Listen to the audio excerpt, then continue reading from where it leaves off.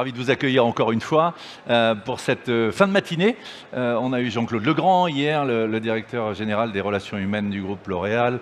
On a eu ce matin Majda Vincent, son homologue pour Adecco. Et de quoi avons-nous parlé? Entre autres, on a parlé de l'engagement. On a parlé de la fidélisation. Comment est-ce qu'on engage les collaborateurs? Comment on donne du sens à ce qu'ils font au quotidien? J'ai la chance pour ma part d'animer chaque année le baromètre de l'absentéisme et de l'engagement d'Aiming. Et c'est des sujets qui vous concernent, qui vous impactent et que vous connaissez évidemment. On va en parler et on va faire plus qu'en parler puisque vous allez avoir des retours d'expérience, des regards croisés et aussi des solutions, des outils. Comment pallier cette problématique-là? Justement, en anticipant, stop à la fatalité de l'absentéisme, place à la prévention et à l'engagement. Comment prévenir plutôt que guérir? Ils vont nous rejoindre sur scène, je vais vous demander de les applaudir. Emmanuel Joffre, Patrick Charrier, Hélène Beurrien, installez-vous. Peut-être dans le canapé et ici, Hélène, si ça vous dit. Et puis c'est Nicolas Bourgeois qui va animer cette session. Et donc, the floor is yours, je vous laisse la main.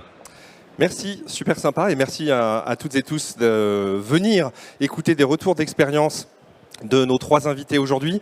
Je suis toujours un peu gêné quand on parle d'absentéisme, parce qu'a priori c'est le sujet le moins fun du salon. Il y a des trucs sur l'intelligence artificielle, il y a des choses passionnantes à côté. Je me dis, est-ce que ça va être intéressant? Ça dépend un peu comment on l'aborde en fait, je pense, le sujet de l'absentéisme. Environ 5,5, mais tu nous diras Patrick si j'ai raison ou si j'ai tort, sur 5,5% d'absentéisme en France. Ça fait beaucoup d'heures perdues, perdues pour tout le monde, pour les salariés, pour les entreprises, pour les employeurs, pour tout le monde. Donc comment on peut aborder ce sujet? Comment on peut l'aborder un peu différemment que par le pathos, mais plutôt par peut-être des éléments de motivation et d'engagement positifs? Les invités ont été présentés, donc maintenant je vais pouvoir m'asseoir gentiment et puis les écouter comme vous. Première question donc pour toi Hélène, c'est moi je me dis, si je suis DRH et qu'il y a quelqu'un qui m'invite pour parler d'absentéisme en tant que DRH d'Orano, je viens pas forcément parce que j'aurais peur de montrer peut-être une mauvaise image de la marque employeur de ma boîte. Pourquoi tu es venu? D'abord, je te remercie de l'invitation, Nicolas. Ravi d'être avec vous ce matin. Je crois que l'absentéisme... Alors peut-être parler un mot d'Orano quand même. À rappeler que Orano, c'est un opérateur international qui délivre un certain nombre de produits et services de haute qualité dans le cycle du combustible. Donc, nous sommes dans la filière nucléaire. Nous sommes 18 000 personnes dans le groupe, 15 000 en France. Et en France, un certain nombre de sociétés, puisqu'on est issu d'une histoire assez longue. On va fêter les 50 ans de Cogema cette année. Donc c'est 19 entités juridiques, c'est 6 conventions collectives, chiffre d'affaires quand même que je voudrais rappeler de 6 milliards d'euros. Et nous avons devant nous des très très grands projets, je dirais même des projets industriels majeurs, puisque à partir de 2040, nous aurons de nouvelles usines en France qui vont opérer pour 80 ans, donc on se projette à 2100, 2120, avec 15 000 recrutements à faire dans les 10 ans qui viennent. Alors, évidemment, on est plutôt dans des environnements très enthousiasmants, ça se passe très très bien, mais je crois que parler d'absentéisme, c'est une bonne chose, parce que l'absentéisme, c'est absolument multiforme. Et du reste, la définition de l'absentéisme, il faut être toujours prudent, parce que je pense qu'on a tous des définitions assez différentes, donc soyons prudents. En tout cas, quand on parle d'absentéisme, et c'est quelque chose qu'on suit, nous, au niveau du COMEX, de par notre culture d'excellence opérationnelle, on parle d'abord absentéisme longue durée. Et quand on parle d'absentéisme longue durée, malheureusement, chacun peut être concerné par ça. C'est à peu plus de 90 jours. On a 180 personnes qui sont concernées par ça. Et évidemment, suivre ces personnes qui sont en longue durée, souvent dans des soins ou dans des traitements importants, c'est quand même aussi pouvoir nous assurer de leur réaccueil, de nous assurer qu'ils puissent revenir très très facilement. Et puis l'absentéisme courte durée, c'est une façon pour nous c'est un indicateur clé qui nous parle de l'engagement des collaborateurs, de nos compétences managériales, de notre capacité à pouvoir aider des personnes, de par notre raison d'être et nos valeurs, les personnes qui sont concernées par cet absentéisme. Donc en parler, quelle que soit la situation du groupe, c'est sain et on le fait très régulièrement, nous, au COMEX. Patrick, tu peux peut-être nous aider un petit peu à cadrer ou recadrer ou préciser ce qu'on entend par absentéisme et puis petit à petit essayer de regarder comment ça peut être aussi un sujet, un prétexte à la réflexion sur les leviers de motivation. Merci Nicolas et merci pour l'invitation. Bonjour à tous et bonjour à toutes. C'est vrai que l'absentéisme, c'est quelque chose qui est assez convenu. Tout le monde sait ce que c'est puisqu'on le vit tous directement ou indirectement dans le champ de nos organisations respectives. Partons du principe que l'absentéisme, c'est une manière pour l'individu d'ajuster sa présence en fonction de conditions organisationnelles, en fonction de sa santé et en fonction de sa culture d'entreprise. Partons du principe, du coup, que l'absentéisme, c'est une forme de négociation, de gré à gré entre moi et mon entreprise, en fonction de ce que je vais ressentir. L'absentéisme, c'est une vision, mais c'est un revers d'une médaille, dont l'autre revers est le présentéisme. En gros, il faut, et c'est important, pas désolidariser l'un de l'autre. Tout ça, l'absentéisme plus le présentéisme, ça donne ce qu'on appelle les comportements d'assiduité au travail. C'est vrai qu'on se dit pourquoi les gens s'absentent. Moi, je préfère me poser la question pourquoi les gens sont assidus, pourquoi ils viennent. Et à ce titre, c'est intéressant. Donc, ce qui nous permet, quand on commence à considérer l'absence comme un comportement d'assiduité par défaut, quels sont les leviers qui font que les gens viennent, restent, malgré le fait qu'ils puissent être en difficulté. Et là, ça devient intéressant, puisqu'on va devoir actionner différents leviers, dont ceux qu'Hélène a évoqués tout à l'heure, et on y reviendra, je pense, tout au long de la conférence. Mais partons du principe que c'est une manière dont un individu ajuste sa présence en fonction de certains critères. Si on regarde ce qui se passe un peu chez Engie, on se dit que vous êtes un peu au cœur de la transition énergétique, que c'est une boîte qui a beaucoup d'avenir. Alors pareil, pourquoi venir parler d'absentéisme alors qu'on aurait pu parler recrutement, développement ? Bonjour à tous, merci Nicolas. Je pense qu'effectivement, tel que ça vient d'être dit à la fois par Hélène, à la fois par Patrick, ce qui est intéressant, c'est de dépasser l'absentéisme tel qu'on peut le voir de façon un petit peu transactionnelle et de s'interroger sur les facteurs d'engagement. Et en fait, très vite, on s'aperçoit que à partir du moment où on commence à comprendre l'absentéisme dans son entreprise, à l'analyser, à comprendre les leviers qui l'alimentent, on peut très rapidement entrer dans des terrains qui sont beaucoup plus vastes. Et je voudrais rebondir sur une des choses importantes qu'Hélène a soulignées. On s'aperçoit que c'est un sujet qui, d'abord, n'est pas un sujet ressources humaines, et ensuite, c'est un sujet qui nécessite un leadership fort, affirmé, visible. Patrick l'a dit, le matin, quand on se lève, on fait un choix. On vient pas. Et donc, à un moment, il appartient à l'entreprise de mettre en œuvre des approches inclusives, si je puis dire, qui permettent à chacun de s'y retrouver. Et là-dedans, je pense que nous avons tous un rôle à jouer. J'expliquais que le rôle du leadership de l'organisation est important, mais c'est toutes les parties prenantes de l'organisation qu'il faut réussir à mobiliser. Évidemment, le management, bien entendu les représentants du personnel, mais c'est aussi l'ensemble des collaborateurs, c'est la médecine du travail. Donc on voit bien qu'à partir du moment où on transcende la simple problématique de l'absentéisme et qu'on en fait une véritable ambition d'entreprise, alors on met l'organisation en mouvement. Et une fois que ça c'est acquis, alors les choses peuvent se faire naturellement. Vous avez des indicateurs qu'il faut avoir, qu'il faut suivre, qui objectivisent les actions qui sont mises en œuvre et qui progressent. Donc je pense que venir parler de l'absentéisme, c'est vraiment cette volonté de faire comprendre à nous tous qu'il y a un enjeu qui est beaucoup plus large et que finalement l'absentéisme n'est qu'un indicateur d'un engagement qui pourrait flétrir. Et le dernier point sur lequel je voudrais insister, c'est que derrière le terme d'absentéisme, ça a été dit, il y a beaucoup de diversité et qu'il faut s'efforcer au travers de la data d'aller bien comprendre de quel absentéisme l'on parle. Il est différent selon les âges, il est différent selon les catégories professionnelles et le comprendre et l'analyser, c'est un moyen en face de mettre les bonnes actions correctives. Si on ne comprend pas ce dont on parle, et si on n'a pas pu l'analyser, alors les remèdes ne seront pas les bons. Et l'engagement des différentes parties prenantes sera moindre. Tu parlais de data. Quand on regarde les statistiques sur l'absentéisme, en fait, ce qu'on voit et qui est assez flagrant, c'est quand même une montée de l'absentéisme ces dernières années, notamment l'absentéisme de longue durée. Toi, Patrick, For Human, vous accompagnez ce genre de projet de réduction de l'absentéisme et d'analyse de l'absentéisme. Comment tu expliques cette croissance de l'absentéisme ces dernières années ? Merci pour la question. Alors oui, en effet, ça augmente. Et notamment le baromètre Hemming, qui a été tout à l'heure évoqué, évoque une augmentation significative des arrêts longs.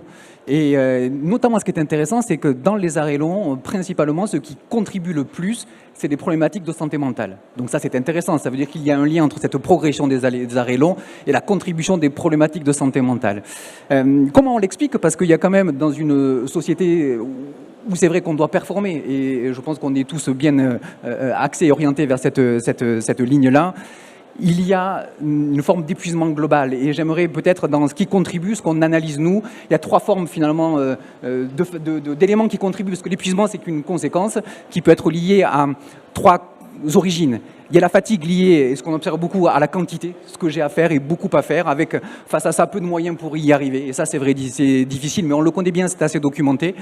Il y a ce que moi j'aime appeler la fatigue topique. La fatigue topique, c'est la fatigue de ne pas être à la bonne place en permanence. Le fait pour beaucoup de gens d'être en permanence dans leur monde du travail désaligné avec leurs valeurs, avec là où ils imagineraient être, génère un épuisement massif qui génère du désengagement dont l'absence est un signe. Et puis enfin, il y a l'appauvrissement. On se rend compte aujourd'hui dans beaucoup d'organisations qui investissent pas forcément toujours dans le parcours à la fois intellectuel ou parcours professionnel, que beaucoup de salariés vont s'appauvrir. Et à force de s'appauvrir, je m'épuise. Donc on voit que ces trois formes d'épuisement-là, ces trois formes de fatigue-là, génèrent en tout cas un symptôme global dont l'absentéisme va être de longue durée, va être un indicateur assez fiable. Donc c'est intéressant de voir comment nous, dans nos organisations, chacun à notre niveau, et tout le monde y contribue, on peut agir en prévention sur ces différents types de fatigue et d'épuisement qui sont aujourd'hui très caractéristiques de l'évolution de cet absentisme de longue durée. Il faut bien le documenter, bien le comprendre. Hélène, j'avais envie de... Tout à l'heure, tu as parlé de... Vous avez d'ailleurs tous les deux parlé de data, vous avez parlé de pilotage, et je crois que tu as évoqué en introduction le fait que c'était un sujet qui était très regardé par ton comité exécutif. J'aimerais bien que tu nous dises comment ces sujets arrivent en comité exécutif, pourquoi ils ont un intérêt pour le comité exécutif chez Orano. Alors, je vais reprendre un peu ce qu'on a dit avant. Très clairement, c'est un indicateur d'engagement. Et je reviens effectivement absence et présence. Alors, on a de la chance, c'est pas un sujet chez nous. Finalement, on a très très peu d'absence.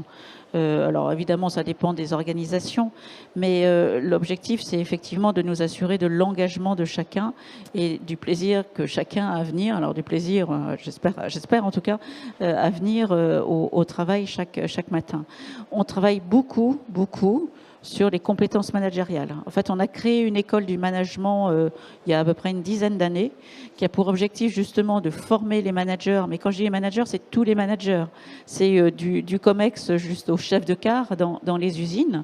Parce que l'absentéisme, ça passe aussi par le fait qu'on sache écouter chacun, qu'on sache être en proximité, on sache connaître un peu mieux ses collaborateurs. Alors, la période Covid l'a permis. Il y a eu un moment où on s'est un peu plus intéressé à l'individu et sans rentrer dans sa vie intime.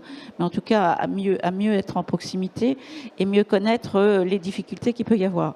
Du reste, ce que je demande aux équipes RH, c'est d'être aussi en proximité des équipes et de travailler avec eux. Donc ces indicateurs, nous, on les remonte justement au COMEX, on en parle, on en discute, parce que c'est quelque chose qui doit être porté par la direction générale, et puis c'est décliné aussi à tous les niveaux, dans toutes les instances, pour rappeler les postures managériales, rappeler l'engagement qui est nécessaire, rappeler la proximité qu'on doit avoir. On sait bien qu'on vit dans un monde qui est quand même assez difficile, avec une éco-anxiété qui se développe un peu plus. Alors pour autant, nous, on est dans un environnement plutôt enthousiasmant, mais cette éco-anxiété, on la voit. On travaille beaucoup avec les partenaires sociaux. C'est aussi quelque chose qu'on partage avec eux. Et quand on signe des accords qualité de vie au travail, évidemment, ce sont des sujets qu'on intègre. Tu as parlé là de proximité RH, proximité managériale, comme une forme de prévention ou de modalité d'évitement de l'absentéisme. Je te renvoie un peu la balle. Est-ce que ça suffit, cette proximité managériale, cette proximité RH, et comment vous l'abordez chez Engie ? Alors peut-être rajouter quelque chose qui paraît moins immédiat, c'est aussi la dynamique de l'équipe. Alors j'aborderai d'autres thèmes juste ensuite, mais je voulais aussi citer cela dans dans les éléments qui permettent de stabiliser. Évidemment, le rôle des RH, on en parle, le rôle du leadership, etc.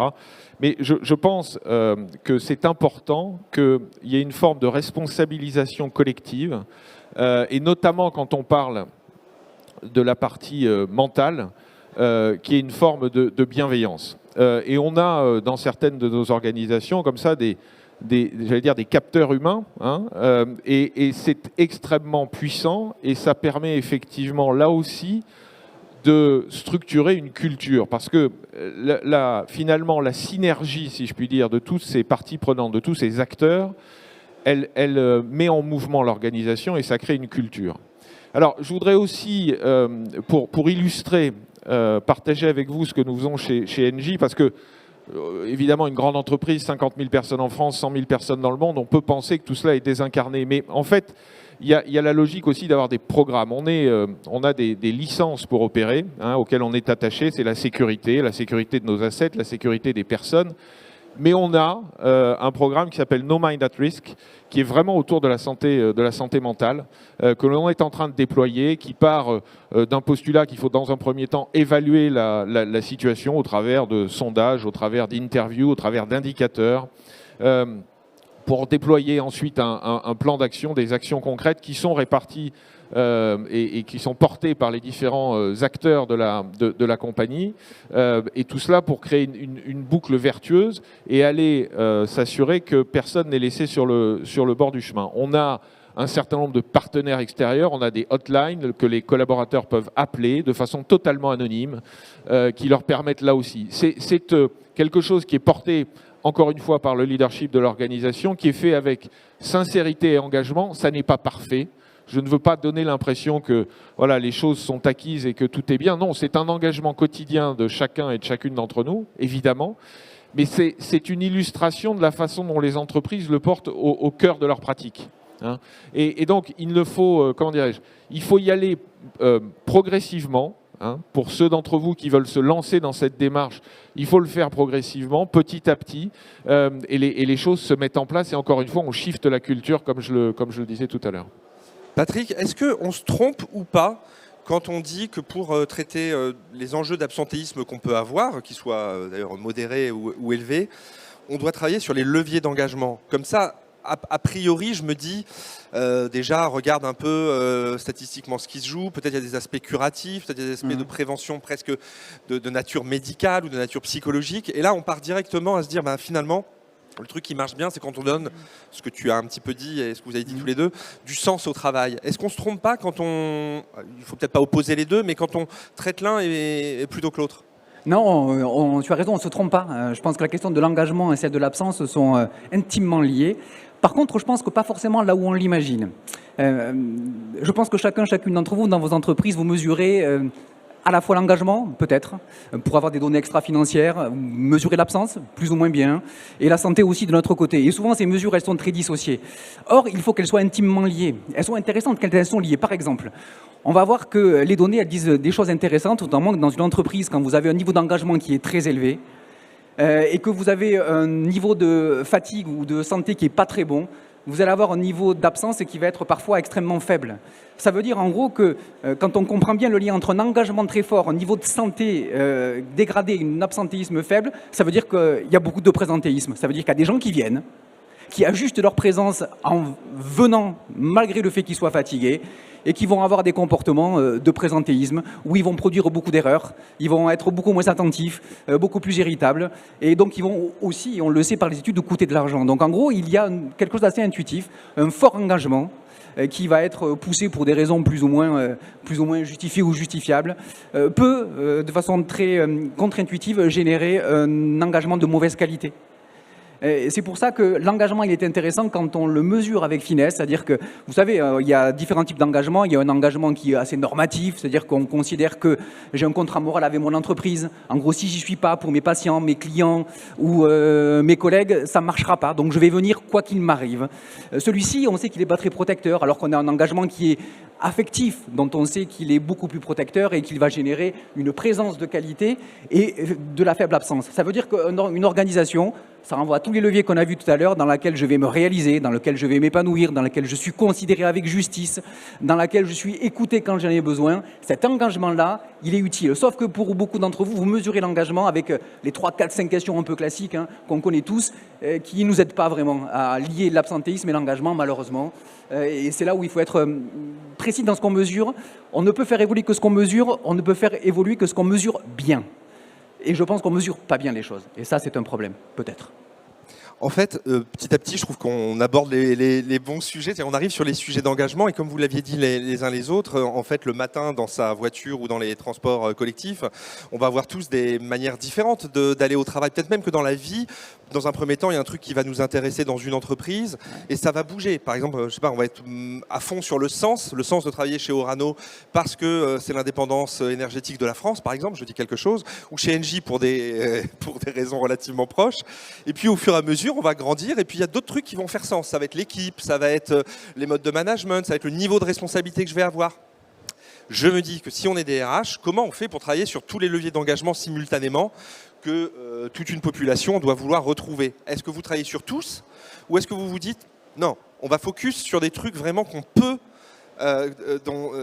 tenir dans la durée et donc sur quel facteur d'engagement vous travaillez plus en fait? C'est ça ma question. Alors, je crois que le fait qu'une entreprise présente sa raison d'être, sa mission, ses valeurs et la culture qu'on évoquait tout à l'heure est quand même un point important. En fait, on sait aujourd'hui dans nos organisations, on a des gens, des salariés qui vont de 18 ans quand ils sont alternants à 65, 67 ans, voire un peu plus maintenant. Donc, on fait aussi avec des générations assez différentes, des demandes assez différentes. Je pense qu'il faut être à l'écoute de toutes ces populations-là, mais il y a une chose qui apparaît très régulièrement quand même, c'est le sens, effectivement, que j'ai à être dans mon entreprise, à être dans ma direction, à être dans cette équipe. Et là, c'est pour ça qu'on aide les managements, les leaders, à poser le sens dans leur équipe du projet qu'ils portent dans leur environnement. Quand on est sur le projet Aval du futur que j'évoquais tout à l'heure, qui va construire une usine, enfin des usines à partir de 2040, bon voilà, on évoque bien le sens de la souveraineté énergétique. Quand on est sur un projet aux États-Unis, on évoque un sens différent qui est vraiment une croissance et la capacité d'aider les États-Unis à être sur d'autres facteurs. Donc en fait, je pense que le sens, il est aussi assez différent d'une équipe à une autre. Il ne faut peut-être pas forcément le faire par population, et du reste, c'est une des compétences qu'on a ajoutées à notre modèle de leadership. C'est donner le sens, donner le cap, et puis être toujours à l'écoute des salariés. En fait, on a aussi des moments privilégiés d'entretien annuel qui permet de pouvoir identifier et repérer les engagements, enfin la demande d'engagement des uns des autres. Et chez Engie, alors sur quoi on joue pour développer l'engagement? Est-ce qu'il y a un axe particulier parmi ceux qu'on a cités que, en France, par exemple, tu privilégies davantage, Emmanuel? Alors, je voulais rebondir sur ce qu'Hélène vient de dire. Je pense qu'il y a effectivement une logique de sens qui est incarnée soit par des valeurs, soit par des projets d'entreprise, etc., qui sont évidemment extrêmement importants.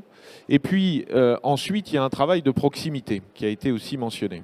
Et on s'aperçoit que quand on fait ces sondages qui sont plus ou moins parfaits, la vertu de ce qu'il en ressort, c'est en fait de le cascader en proximité. Et ce que l'on fait, c'est qu'on demande à chaque manager, condition de taille, mais enfin je ne vais pas vous ennuyer avec ça, de déployer à la maille de son équipe, de son organisation, un plan d'action, puisqu'ils ont la capacité de venir comprendre le feedback qu'ils ont reçu de leur propre organisation. Eh bien, que dois-je faire pour continuer d'engager mes équipes? Quels sont les ajustements, que ce soit sur mon mode de management, que ce soit sur la dynamique d'équipe? Et pour répondre plus directement à ta question, je crois qu'un des leviers, donc Engie en France, c'est une entreprise qui a beaucoup de richesse parce que nous avons la chance d'avoir des entreprises très variées dans le secteur de l'énergie, mais aussi de par leur taille, etc., etc. Et ce dont on s'est aperçu au cours des dernières années, c'est qu'une des dimensions que nous ne travaillions pas suffisamment, c'était celui c'était celle de la mobilité. La mobilité professionnelle au sens de l'évolution des carrières. Et donc on est en train là d'accélérer sur ce domaine-là. Et ça peut paraître de prime abord, alors, certainement pas anecdotique, mais périphérique par rapport au sujet qui nous anime aujourd'hui. Or, il est central parce que ça revient à ce dont on a parlé, ce que disait Patrick, c'est-à-dire que c'est à un moment, si vous voulez, une représentation importante de qui l'on est, son métier, et donc la capacité que je vais avoir à me développer dans l'organisation, à grandir, à aller acquérir de nouvelles compétences, à relever de nouveaux défis pour ceux qui en ont envie, ou à faire ne serait-ce qu'un pas de côté, sont autant d'éléments qui permettent à chacun de s'y retrouver, de maintenir son engagement, de maintenir son équilibre. Et c'est donc, encore une fois, un levier parmi d'autres que l'on actionne et qui permet petit à petit de garder les gens, à la fois engagés, motivés, etc. Donc, je prends cet exemple qui peut paraître un peu générique, mais pour bien illustrer le fait que les réponses sont multiples et que parfois on ne s'aperçoit pas qu'en réglant un problème, on adresse celui de l'absentéisme. Alors, c'est pas facile pour les managers d'identifier dans son équipe les différents leviers d'engagement qu'on peut avoir. Sur la dizaine, quinzaine, cinquantaine de personnes qu'on peut manager, il va falloir jouer sur beaucoup d'items différents, j'imagine, entre ceux qui viennent plutôt pour le sens, d'autres qui se reconnaissent bien dans l'équipe, d'autres qui sont plutôt motivés par leur parcours, etc. Comment on travaille cette diversité des sources d'engagement pour engager durablement les collaborateurs ? Est-ce que toi, tu as vu, Patrick, des organisations qui avaient, comme ce qu'ont évoqué assez clairement les représentants d'Orano et d'Engie, des dispositifs pour que les managers soient à l'aise pour diagnostiquer les leviers d'engagement et donc traiter les sources de l'absentéisme? Merci pour la question, Nicolas. L'une des premières choses peut-être que je peux vous rapporter et peut-être vous conseiller, c'est pour que ça soit traitable par les managers, il faut que l'absentéisme soit intégré à la culture managériale et soit porté par des leaders influents comme étant un sujet de choix sur lequel on a envie d'agir. En gros, gardez en tête que si on fait rentrer un comportement non désirable dans la culture d'entreprise, ce comportement n'est plus traitable. Quand je vous dis ça, c'est intéressant de voir comment les gens se parlent entre eux de l'absentéisme. En gros, certains vont se dire, quand des nouveaux vont être intégrés, tu peux t'absenter ici, de toute façon, il ne t'arrivera jamais rien. Si tu t'absentes le vendredi parce que tu as un week-end un peu particulier, tu rentreras lundi, on ne te dira jamais rien. Du coup, quand ça fonctionne comme ça veut dire que le comportement non désirable d'absence est intégré à la culture et il n'est plus traitable. Pour les managers, ils ont besoin, eux, d'entendre par des personnes influentes que l'absence est un comportement qui est a priori non désirable, parce que ce qu'on souhaite, c'est plutôt que les gens soient là, en bonne santé et engagés pour des bonnes raisons. Et du coup, ça rend les managers plus à l'aise finalement pour traiter le sujet. Enfin, peut-être pour les managers, ce qui leur manque parfois, c'est des outils assez simples. Quand je dis outils assez simples, c'est qu'est-ce que je fais pour pouvoir traiter une personne qui montre des comportements d'absence. Parfois, il faut faire des choses assez simples, se dire que de façon assez systématique, on peut poser des questions. Moi, je vous en prête 2, si vous voulez, questions pour des managers. Si on les pose, je pense qu'on n'est pas trop mauvais. La première des questions, c'est est-ce que, à son salarié, est-ce que tu prends du plaisir à venir travailler tous les jours? Et s'il est courageux, il dit avec moi. Quand je dis courageux, parce qu'on s'expose à ce qu'ils disent non. Et s'il dit non, ça veut dire qu'on peut se remettre en question. Et la deuxième, c'est est-ce que quand tu quittes ton travail tous les jours, tu as l'impression de pouvoir faire au mieux? S'il pose ces 2 questions, quand il discute avec un salarié d'une absence ou de comportement d'absence, ça permet d'avoir de l'information sur ce qu'on peut déjà bouger à notre marge de façon très locale, en proximité. Et ça me semble assez simple et puis parfois assez efficace. Je voulais rebondir sur ce que tu viens de dire, parce que pour montrer à quel point les choses doivent être comprises de façon très opérationnelle et très opérationnalisable.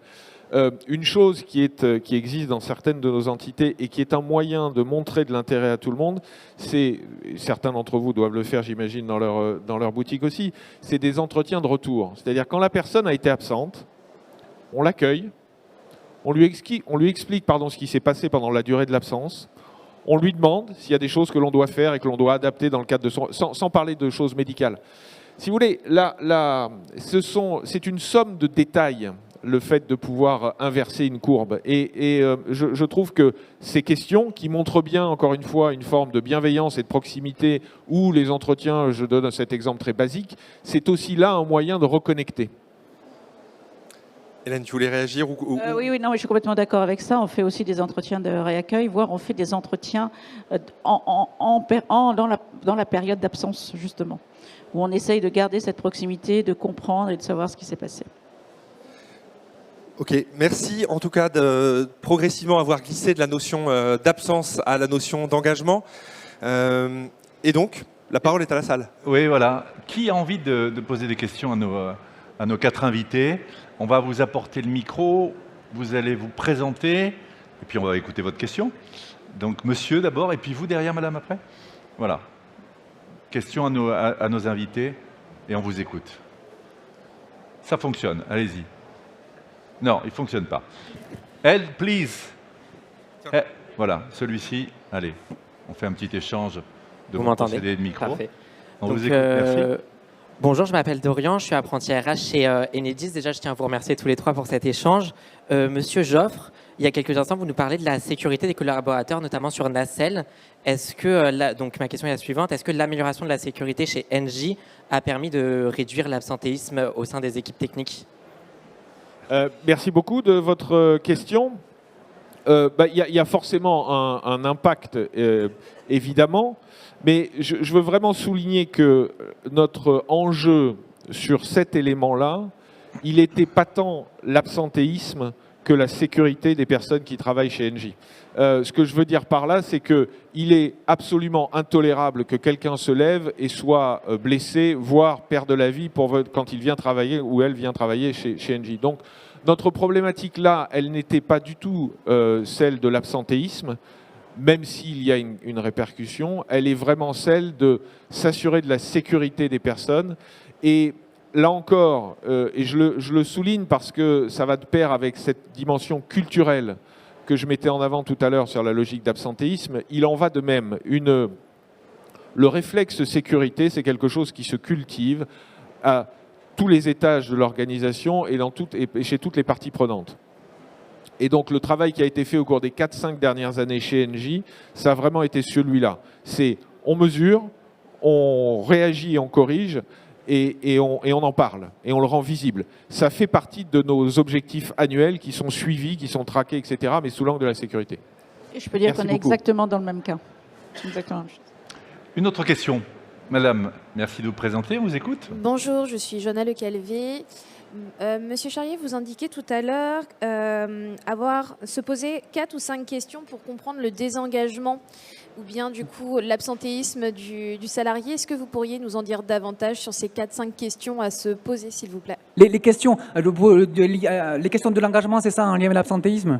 C'est ça? Tout à fait. Alors, je disais que classiquement, les études d'engagement reposent sur 4-5 questions classiques sur est-ce que vous êtes prêt à faire plus d'efforts que ce qu'on vous demande? Est-ce que vous serez prêt à rester combien de temps dans votre entreprise? Est-ce que vous conseillerez votre entreprise à des gens qui souhaiteraient y venir ou y travailler? Des questions assez classiques que l'on connaît très bien. Et je vous disais justement que ces 4-5 questions, elles ne sont pas suffisantes pour bien comprendre la nature de l'engagement. Il est important pour bien travailler sur l'engagement d'avoir des questions un peu supplémentaires sur la nature de l'engagement qui permet de mieux comprendre pourquoi les gens s'absentent. Par exemple, typiquement, vous êtes RH et chez vous, pour beaucoup d'entre vous, chez les RH, on va avoir un phénomène assez intéressant, c'est qu'on va avoir une absence assez faible. Par contre, on va avoir des niveaux de santé assez dégradés aujourd'hui, notamment par la fatigue par compassion. On voit bien aujourd'hui que c'est une problématique chez les RH qui existe réellement et qui épuise beaucoup de monde. Pourtant, les résultats d'absence sont plutôt bons. Et ça, c'est intéressant. Ça veut dire que si on ne comprend pas la nature du lien, que la majorité des RH sont engagés de telle manière à ce que s'ils s'absentent, ils considèrent que, de façon assez coupable parfois, ça va porter préjudice à leur entourage, on ne comprend rien. Donc en gros, il faut mesurer la nature de l'engagement précise pour comprendre pourquoi on a des résultats comme cela. Et les 4-5 questions classiques qu'on retrouve, elles ne permettent pas de bien mesurer la nature de l'engagement. C'est pour ça qu'il faut aller un peu plus loin peut-être que ces 4-5 questions pour bien comprendre en tout cas ces problématiques. Alors, on parle de questions, une dernière question à nos intervenants. Écoutez, je vous propose... Ah oui, madame. On va vous rendre le micro. On fait connaissance avec vous, on écoute votre question. Oui, bonjour, Bérangère Vacher. J'accompagne les DRH sur les sujets de protection sociale et notamment l'absentéisme qui est un vrai sujet. Je voulais savoir si vous réussissez à faire la différence ou la distinction entre l'absentéisme qui est de l'absentéisme de confort, les fameux arrêts de travail de confort parce qu'on n'est pas engagé ou qu'on n'a pas envie d'aller travailler, et l'absentéisme dû à des vrais problèmes de santé qui sont incontestables, en sachant qu'il y a les sujets de données médicales et qu'on ne peut pas non plus rentrer trop dans le domaine personnel des salariés. Voilà. Je vais essayer une réponse. Alors, oui et non. Oui, pourquoi? Parce que, on en a parlé tout à l'heure, si on a des dispositifs de suivi, je parle là de la data, c'est-à-dire qu'on a tous les mois une information suffisante, d'une part. D'autre part, que l'on a les dispositifs dont on parlait, c'est-à-dire des entretiens de retour, c'est-à-dire des échanges réguliers du manager. On a un faisceau d'indices qui raisonnablement nous permet d'aller traquer ce genre de choses. Après, si l'absentéisme de confort, c'est un jour par an, ça va être un peu compliqué. Donc, je dirais que notre capacité à venir attraper, entre guillemets, l'absentéisme de confort, il est interdépendant de l'énergie que l'on met à adresser ces sujets et donc du niveau de sophistication qui est le nôtre dans le suivi des informations et dans le suivi des réseaux internes. Voilà. Mais rien n'est jamais parfait, il faut être extrêmement modeste par rapport à cela. Mais peut-être juste pour compléter, l'absentéisme de confort, il existe. Hein. Après, il est difficile à traiter comme tel parce qu'il y a une vision très morale des choses, très culpabilisante. Et je pense que pour bien traiter l'absence, il faut d'abord ne pas la culpabiliser ou la rendre culpabilisante, cette problématique. Par contre, on sait que l'absentéisme de confort, il est très lié au sentiment d'injustice. Plus je me sens traité avec injustice, davantage je vais utiliser cette absence de confort pour compenser. Comme ma boîte n'est pas sympa avec moi, je vais prendre mon vendredi parce que ça me fera 3 jours de week-end. Donc pour agir dessus, agissez sur les sentiments d'injustice qui sont fréquents, nombreux, polyformes dans l'entreprise. Et je vous garantis que ça va descendre. On les voit surtout le vendredi, le lundi avant les vacances, là, ou le mercredi par exemple. C'est par là que ça se passe. Et la saisonnalité de l'absence, c'est réel hein, quand on mesure, c'est par là que ça se passe. Hélène, on va terminer avec vous. C'est pour ça que c'est important d'avoir une proximité en fait avec les collaborateurs. C'est qu'il faut absolument que les managers connaissent leurs collaborateurs, puissent partager régulièrement, essayent de comprendre justement quand cette absence de confort s'installe et comprendre les leviers d'engagement sur lesquels il faut traiter ou les leviers de désengagement qu'il y a au contraire. Voilà, percevoir ces petits signaux, comme on dit, en proximité. Je voudrais que vous les applaudissiez tous les 4. Merci infiniment.